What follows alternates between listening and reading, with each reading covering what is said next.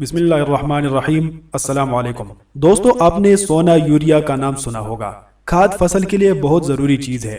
کھاد سے فصل کی بڑھوتری ہوتی ہے اور اس میں جان آتی ہے۔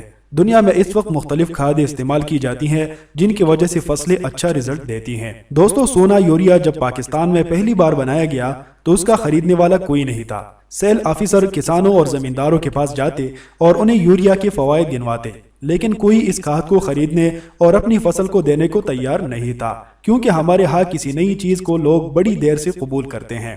دوستو، ایک مرتبہ ایک سیل آفیسر لوگوں سے مایوس ہو کر گھر میں بیٹھا سوچ رہا تھا کہ کس طرح وہ لوگوں کے دماغ میں اس کھاد کی اہمیت ڈال دے اور پھر لوگ اس کو خریدنا شروع کر دیں۔ وہ سوچتا رہا، بالآخر اس کے ذہن میں ایک ترکیب آ گئی۔ وہ خاموشی سے اٹھا، اس نے کھاد کی ایک بوری اٹھائی اور قریب کے گاؤں میں سب سے بڑے زمیندار کے کھیت میں چلا گیا۔ زمیندار کے دو بڑے بڑے کھیت تھے۔ اس نے ایک کھیت کو خوب جی بھر کر کھاد دی اور دوسری کھیت کو ویسے ہی چھوڑ دیا۔ اس طرح یہ کام اس نے دوسرے زمینداروں کی زمینوں کے ساتھ بھی کیا۔ مہینہ ڈیڑھ مہینہ بعد وہ پہلے زمیندار کے پاس گیا اور اس کو کھیت تک لے آیا۔ اس نے زمیندار سے پوچھا، لالا، یہ آپ کی ایک فصل تو بہت موٹی، تگڑی اور تازہ ہے، جبکہ دوسری فصل انتہائی خراب اور کمزور، کیا وجہ ہے؟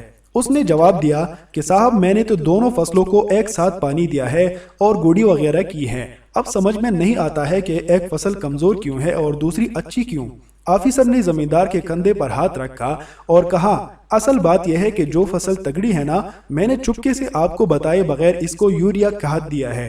یہ اس کھاد کی وجہ سے اچھی فصل ہو گئی ہے۔ زمیندار کے دل میں بات بیٹھ گئی اور وہ یوریا خریدنے کے لیے آمادہ ہو گیا۔ آفیسر نے یہ معاملہ تمام کسانوں کے ساتھ کیا۔ یوں یوریا کی سیل بڑھتی گئی اور آج حالت یہ ہے کہ یوریا کھاد کی ایجنسی لینا ہر کسی کی بس کی بات نہیں۔ دوستو، یہ ہوتا ہے آئیڈیا۔ اگر آپ کے ذہن میں بھی کوئی ایسا واقعہ ہو تو ہم سے ضرور شیئر کیجیے۔